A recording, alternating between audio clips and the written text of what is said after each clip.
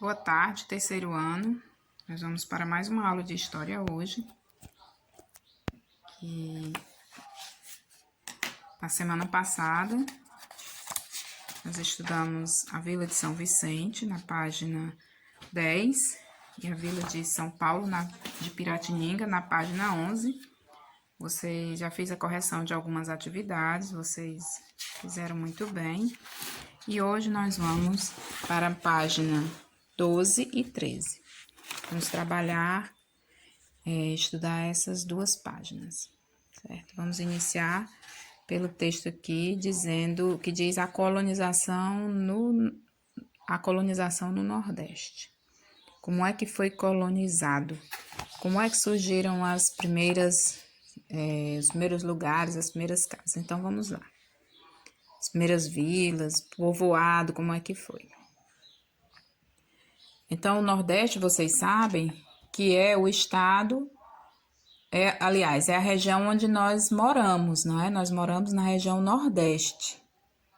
Na região Nordeste. Nós sabemos que existem outras regiões, Sul, Sudeste, Centro-Oeste, Norte, né? E nós moramos na região Nordeste.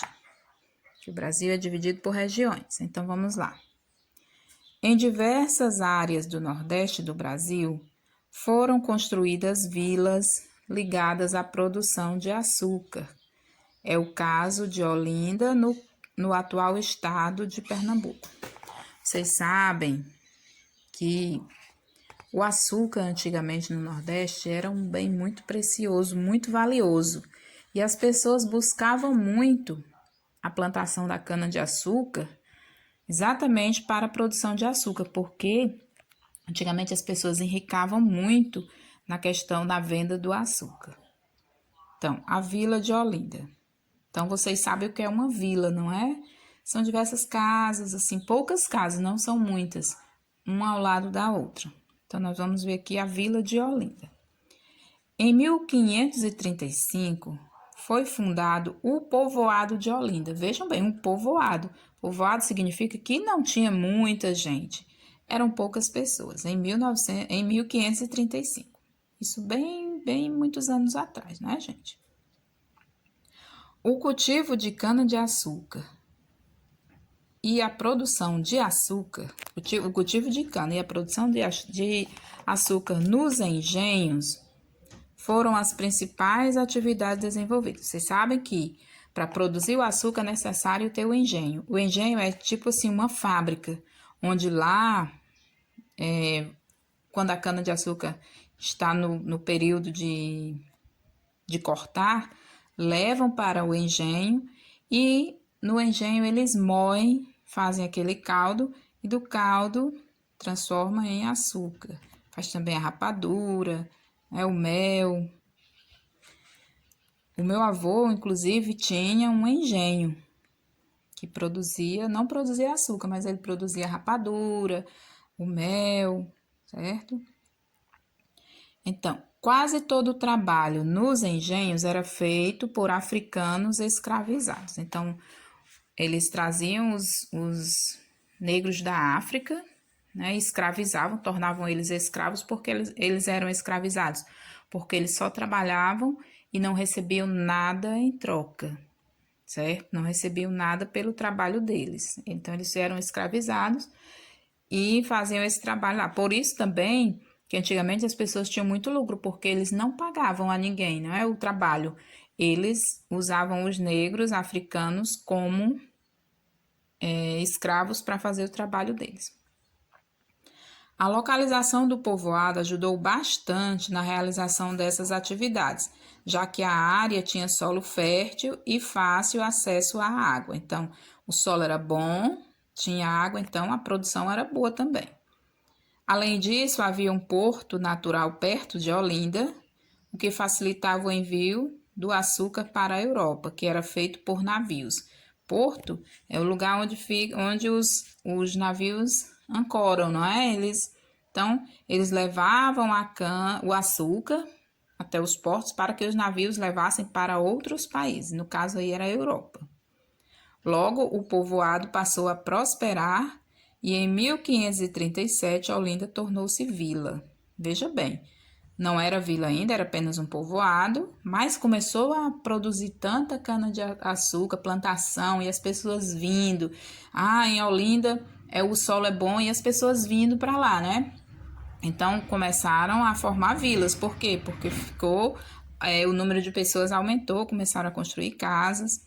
Então aqui do lado nós temos o mapa do Brasil, onde está destacado aqui Olinda. Esse mapa é de 2016. Nós temos a divisão política atual, que é a divisão por estados, e os limites do país, que o Brasil se limita com outros países. Então, essa fonte aí de pesquisa foi de 2016, do IBGE. Aqui abaixo nós temos um quadro, que é uma tela pintada por Franz Post, que é a vista de Olinda, que é a cidade de Olinda, aliás, a vila, não cidade ainda, certo? Essa pintura é a vista de Olinda, isso foi em 1650. Então, abaixo nós temos a atividade. Pinte de laranja o quadrinho que apresenta as principais atividades econômicas realizadas em Olinda. Quais eram essas principais atividades realizadas em Olinda? Primeiro, cultivo da cana-de-açúcar e produção de açúcar, ou era plantação de café e criação de gado? Acabei de ler, então vocês vão pintar de laranja o quadrinho onde diz qual era a produção, principal atividade econômica de Olinda. Primeiro quadrinho, cultivo de cana e produção de açúcar, ou segundo, plantação de café e criação de gado. Abaixo aqui nós temos a segunda questão, pede para você observar a imagem acima, que é essa imagem aqui. Como as construções de Olinda foram representadas? Como foi que ele fez a representação de Olinda? As construções aqui eram representadas de que forma? Então, na página 13, nós temos aqui a Olinda hoje. Hoje, como será que é Olinda? Em 1676, Olinda passou à condição de cidade, vejam só. Em 1537, era um século depois, né? Ela era vila, então um século depois, 100 anos depois, ela passou a cidade. Igrejas e casarões erguidos na época do engenho de cana-de-açúcar são importantes exemplos da arquitetura e do modo de vida daquele período. Olinda hoje ainda é uma cidade muito visitada, porque as pessoas lá têm muitos monumentos, tem muitas cidades, tem muitos prédios que são da época de antigamente mesmo. Então as pessoas visitam muito porque acham bonitos, os prédios são bonitos, são bem feitos. Então, em 1982, devido à sua riqueza histórica, Olinda foi declarada Patrimônio Cultural da Humanidade, tá vendo? Ela é um patrimônio, a cidade de Olinda, ela é um patrimônio cultural, ou seja, lá as pessoas não vendem os prédios, não reformam assim, a reforma tem que ser pouca, porque como é um patrimônio cultural, não pode estar fazendo muita reforma, derrubando, quebrando, tirando a beleza dela, de antigamente, como era construída antigamente. Então, aqui nós temos que é um patrimônio cultural da humanidade. Também chamado de patrimônio cultural mundial, é um conjunto de monumentos e construções considerado valioso por abrigar e preservar vestígios do passado das sociedades, tá vendo?